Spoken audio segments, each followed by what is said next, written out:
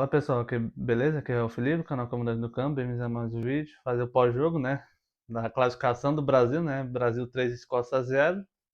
Brasil passa em primeiro, né? Do grupo, né? E já sabe, já seu adversário pega no Japão nas oitavas de final. Bom, antes de começar, antes de qualquer coisa, né? Se eu não reparem muito não, porque como eu tava no dentista, eu acabei tendo que colocar anestesia, né? Mas já tá passando, né? Só não repara não se a voz estiver com dificuldade de sair, tá? Então, só por isso, né? Só não reparem muito nessa questão da anestesia. Bom, sem enrolação, né? Falando sobre o jogo, o Ancelotti escalou basicamente o mesmo time, né? Só com uma mudança, né? Que foi a entrada do Ryan no lugar do Rafinha, né? O Rafinha acabou sentindo uma lesão muscular, né? Não conseguiu estar à disposição. Então, o Ancelotti escalou o time com o Alisson no gol, Danilo na lateral direita, Marquinhos e Gabriel Magalhães na zaga, Douglas Santos, né? O meio de campo com Casemiro, Bruno Guimarães e Paquetá. Lá na frente, Vini, Ryan e o Matheus Cunha.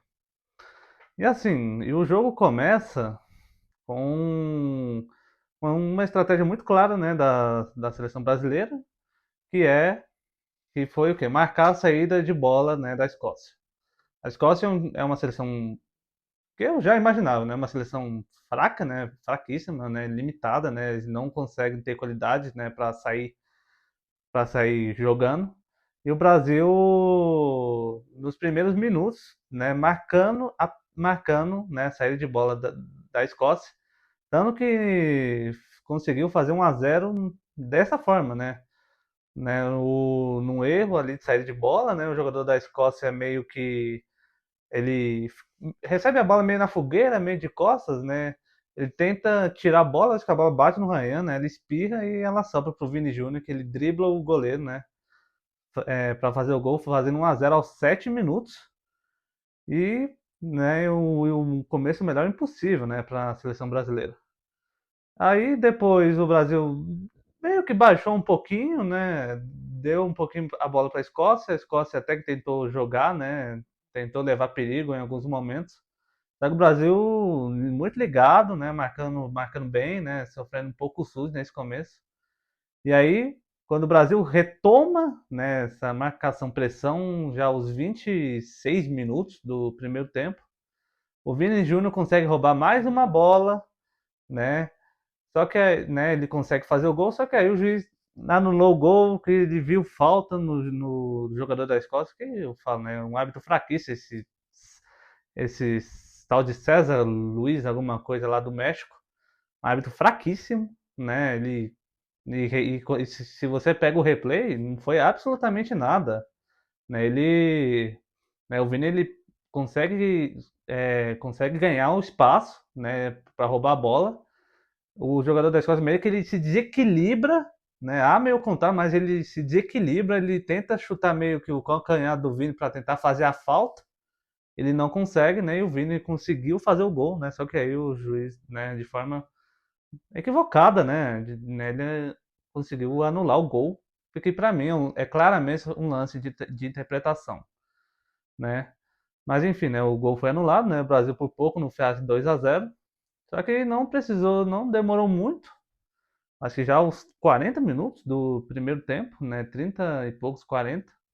O, o Brasil rouba mais uma bola, né, da Escócia, né? O Matheus Cunha dá um carrinho sensacional, né? Ele recupera a bola. O Bruno Guimarães recebe, né? Cruza, né? Um cruzamento perfeito, né? Assim, contou, né, com a colaboração do goleiro, né? Os zagueiros que estavam tudo mal posicionados. O Vini Júnior estava no momento certo, na hora certa, né? Cabeceou pro gol, fazendo 2-0, né? E assim, o melhor momento, né, para a seleção brasileira que estava jogando bem, né? Tava controlando bem o jogo, ditando o ritmo, né? O meio de campo do Brasil funcionando muito bem, né, na criação, né? Os atacantes muito participativos, como o Vini, né, que fez os 2 gols, né? O Ryan, né? E o Brasil foi com 2-0, né? Jogando bem, né, no primeiro tempo.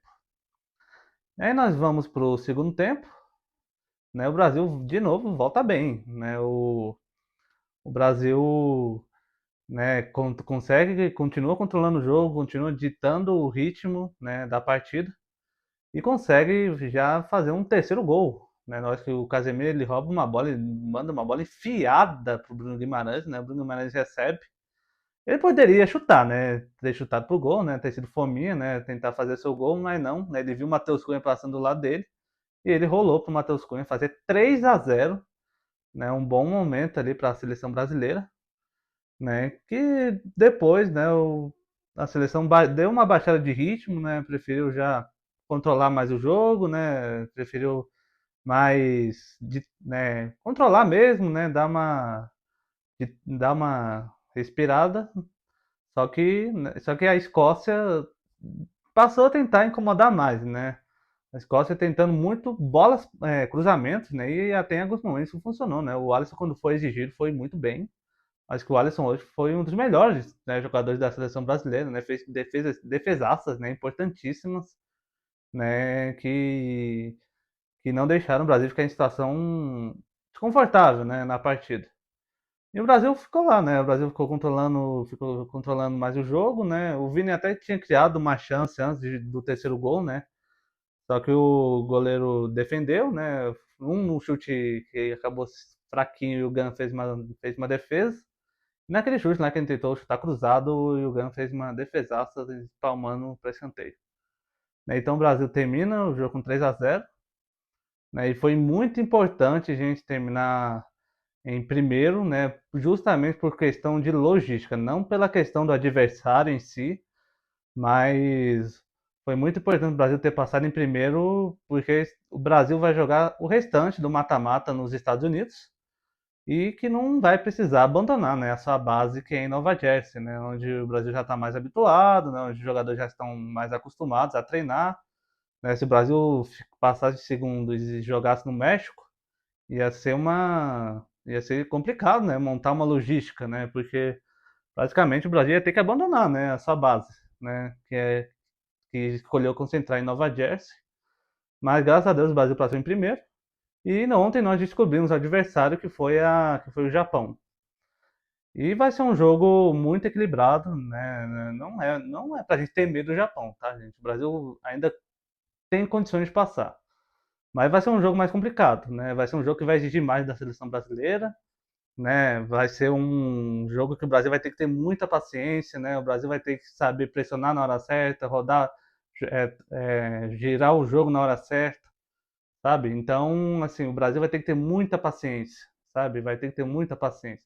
Porque o Japão é um time, a gente vai estar pegando o Japão, o melhor Japão dos últimos anos, viu? É um time bom esse time do Japão, um time bem treinado, um time disciplinado, sabe? Um time que consegue se adequar às dificuldades do jogo, sabe?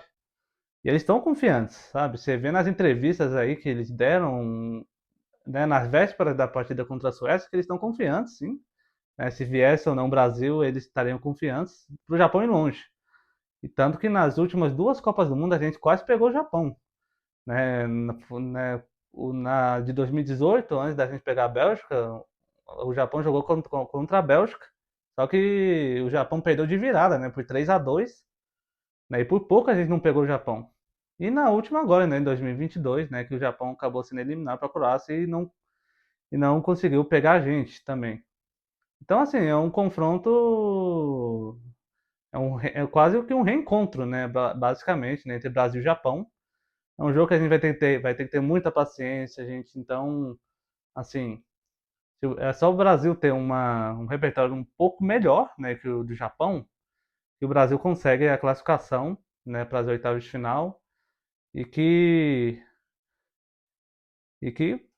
trilha, né, rumo ao hexacampeonato e que a gente, né, vá rumo ao tão sonhado título da Copa do Mundo e que a gente seja muito feliz, mas a gente sabe, né, vai ser um jogo muito complicado, tá? Né, vai ser um adversário muito disciplinado, que o Brasil vai ter que ter muita paciência, né, rodar, tocar bem a bola, né, pressionar na hora certa, né, que o Japão é um time que sabe se adequar à dificuldade do jogo, né, é uma seleção muito bem organizada.